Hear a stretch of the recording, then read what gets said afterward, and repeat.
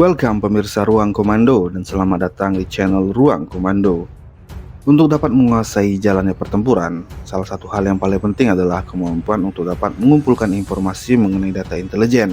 Dan yang memainkan peran penting dalam mengumpulkan informasi selama Perang Dunia Kedua adalah mata-mata perempuan. Mereka itu kayak punya kemampuan untuk menghilangkan rasa curiga, apalagi kalau good looking, ya kan?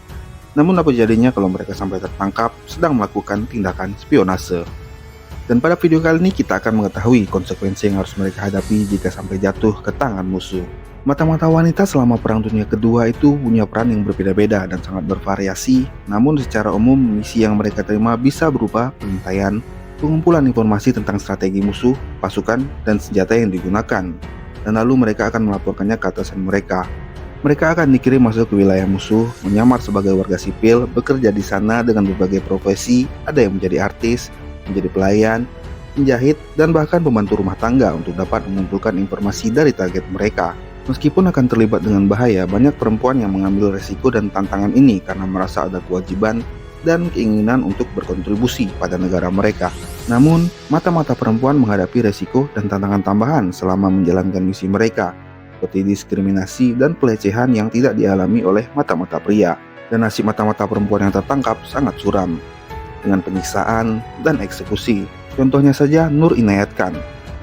Dia adalah seorang muslim, keturunan India, dan merupakan anggota terkemuka dari jaringan mata-mata Inggris Special Operation Executive atau SOE.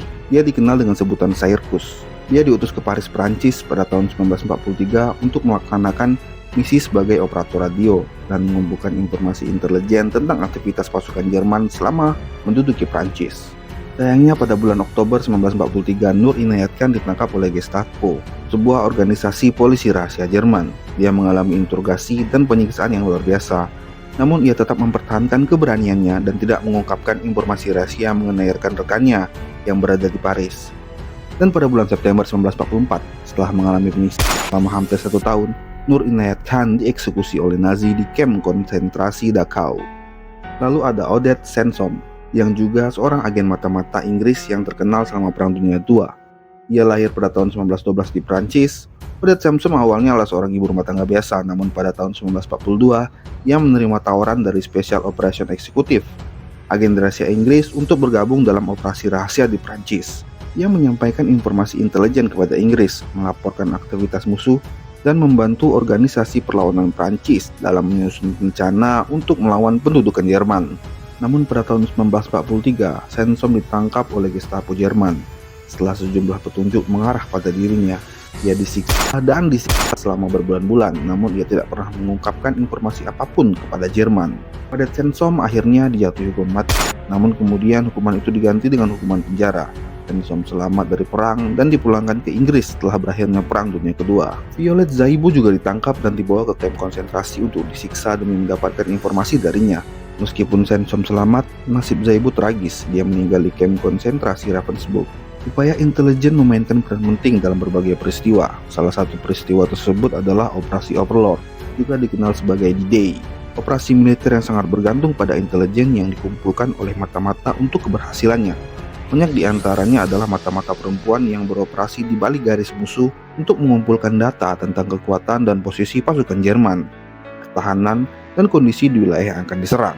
Contoh lain dari peran penting pengumpulan intelijen selama perang adalah cerita pengembangan roket V1 dan V2 oleh Jerman. Informasi tentang program roket V2 dikumpulkan oleh mata-mata Polandia bernama Christina Skarbek. Dia dikenal dengan codename Christine Grenfell. Dia yang mengumpulkan aktivitas pasukan Jerman di Polandia dan lokasi pabrik yang memproduksi roket V1 dan V2. Dan pada tahun 1944, Skarbek ditangkap oleh Gestapo di Prancis. Ia mengalami penyiksaan selama interogasi, dan pada tahun 1945 ia dibebaskan setelah Jerman menyerah kepada Soviet. Contoh-contoh ini menunjukkan bagaimana para mata-mata yang bekerja secara diam-diam dan anonim di belakang layar seringkali memberikan perbedaan signifikan bagi jalannya pertempuran. Mereka tidak mencari ketenaran, validasi, atau penghargaan, dan upaya mereka yang berani adalah untuk kebaikan negara mereka. Jadi itulah semua yang ada dalam video ini. Terima kasih telah menonton. Salam Ruang Komando dan mohon maaf jika ada kesalahan. 482. Yes, sir.